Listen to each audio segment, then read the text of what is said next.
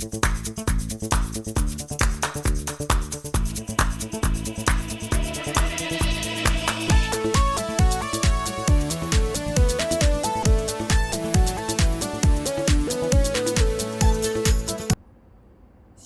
Bapak Ibu dan teman-teman semuanya. Kita berjumpa kembali di dalam Devotion from Nations. Mari pagi ini sebelum kita mulai, kita berdoa terlebih dahulu. Bapak, kami mengucap syukur buat hari yang baru yang Tuhan kasih dalam kehidupan kami. Makasih buat setiap anugerah, makasih buat setiap favor, tuntunan, kasih setia Tuhan dalam kehidupan kami. Hari ini Tuhan, kami mau berjalan bersama-sama dengan Engkau. Kuasai hidup kami, Roh Kudus jadi sahabat dan menjadi best friends Tuhan dalam kehidupan kami. Tuntun setiap langkah kehidupan kami.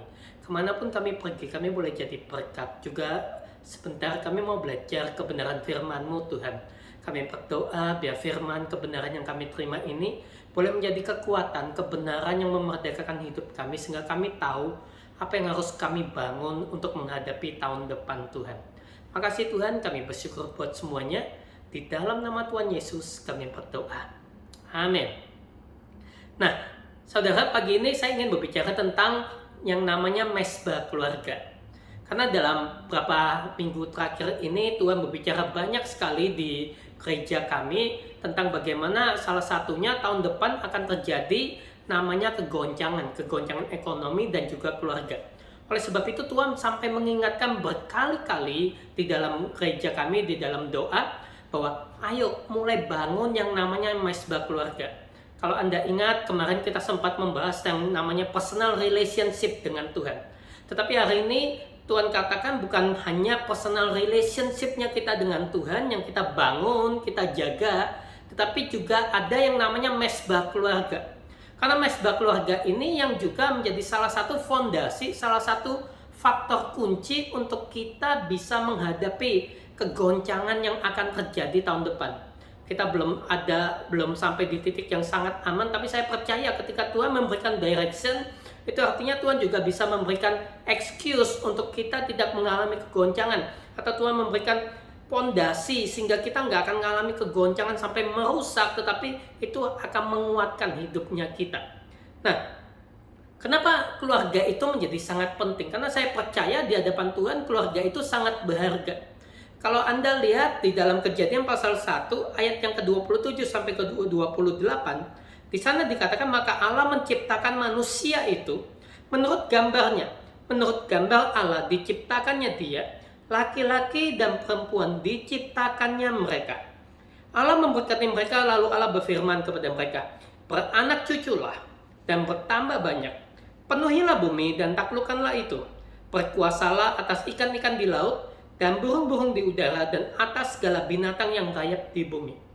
Anda tahu ketika saya membaca ulang tentang Kejadian 1 ayat 28, walaupun ini sudah sangat berkali-kali kita baca, tetapi ada satu pewahyuan yang baru yang Tuhan kasih, yaitu keluarga itu tuh sangat penting. Bahkan kalau Anda lihat di Kejadian 1 ayat 28, otoritas pertama yang diberikan Tuhan kepada manusia itu bukan untuk berkuasa atas bumi, bukan untuk menguasai binatang, bukan untuk menguasai semua isi dunia ini. Tetapi otoritas pertama yang diberikan oleh Tuhan, kuasa pertama yang diberikan oleh Tuhan, mandat pertama yang diberikan oleh Tuhan kepada manusia adalah beranak cucu. Bukan hanya menghasilkan anak, tetapi membangun yang namanya keluarga. Sehingga keluarga ini harus menjadi porsi yang lebih penting dibandingkan kita mengerjakan mandat yang kedua dan ketiga, mengusahakan bumi, kita bekerja menghidupi dirinya kita. Tetapi Tuhan katakan yang pertama, Tuhan memberkati mereka, lalu Allah berfirman kepada mereka, beranak cuculah dan bertambah banyak. Tentu saya nggak ngomong tentang ini kita harus memiliki anak yang banyak, itu kurang relevan untuk di masa-masa seperti ini. Tetapi yang Tuhan katakan bahwa ini adalah firman berkat yang pertama, kuasa yang pertama, pengurapan yang pertama yang Tuhan kasih dalam hidupnya manusia. Bukan untuk mengusahakan bumi, tetapi untuk membangun yang namanya sebuah keluarga. Karena ketika sebuah keluarga terbangun dengan baik, terjaga dengan baik, terjaga dengan harmonis, itu akan menjadi instrumen di mana Allah hadir dan Allah menyatakan kemuliaannya.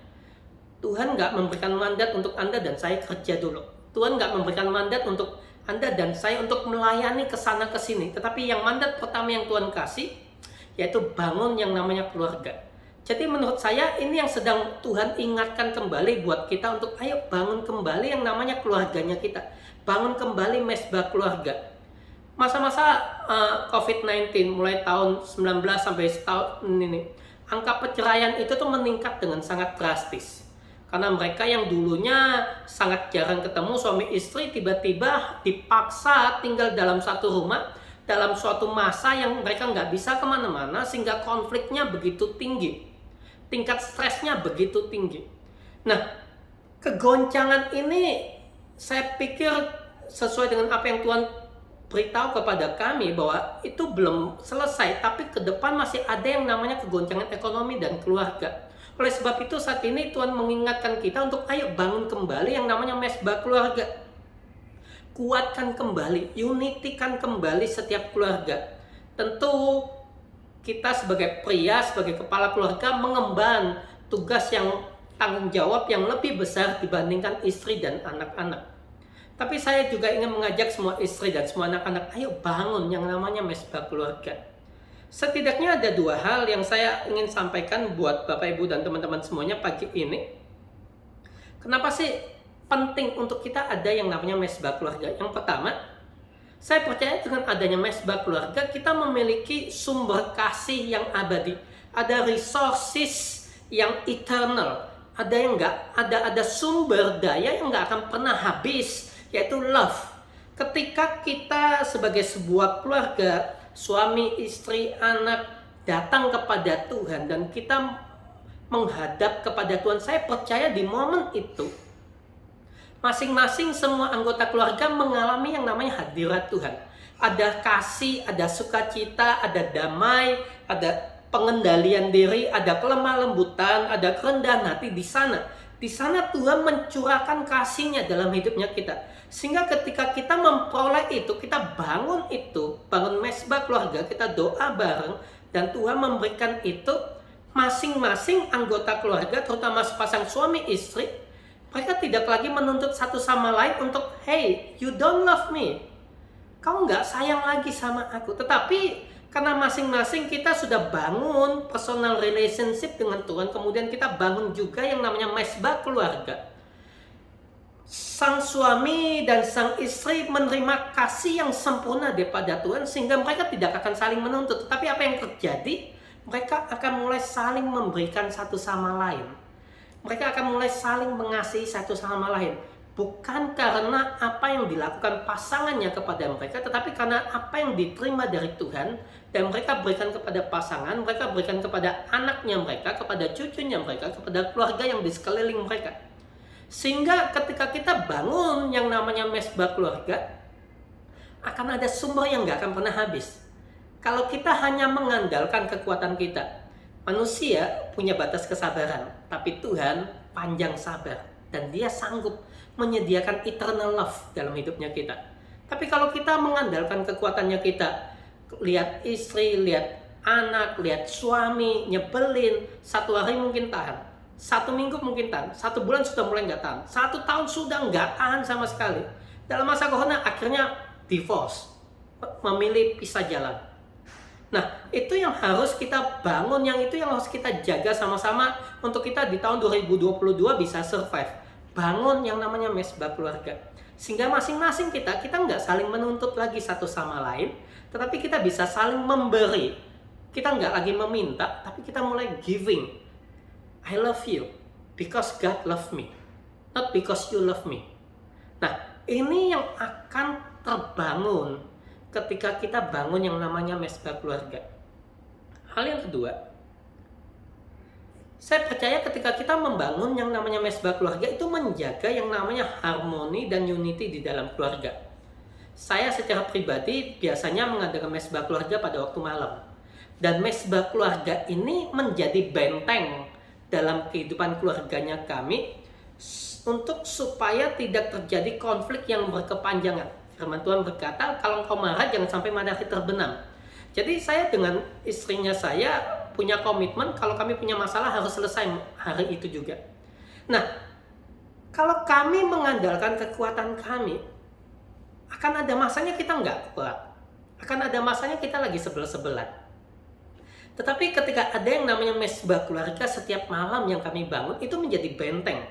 Sehingga saya mau nggak mau, saya harus membereskan semua konflik yang terjadi sebelum kami berdoa.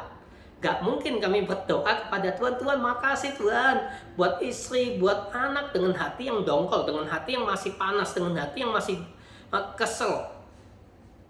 Itu nggak mungkin terjadi. Jadi apa yang akan kami lakukan itu dalam tanda kutip memaksa kami untuk menyelesaikan konflik yang ada, merendahkan diri, minta maaf, sehingga ketika kami bangun mesbah keluarga semuanya enak dan ada kasih lagi yang mengalir di sana.